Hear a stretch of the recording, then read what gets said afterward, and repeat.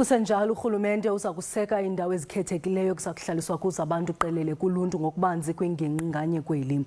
Isebe lemisebenzi yoluntu linikwe uxanduva lokuchonga iindawo apho abantu abosuleleke yintsholongwane Covid-19 bazakunyangelwa khona. Kubhengezwe kwinkomfa nonondaba yabaphathiswa baliqela ngenjongo zokunika ingcaciso ngemiqathango efakwe kumqulu waseburhulumenteni ngelokulwa le ntsholongwane.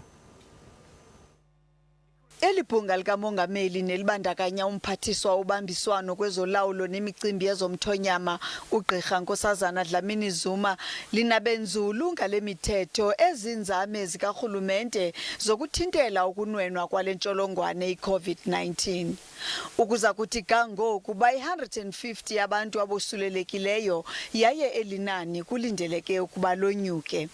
The regulation says public works together with local municipalities and of course where possible provinces must identify areas and buildings and institutions or lodges or whatever where people can be quarantined.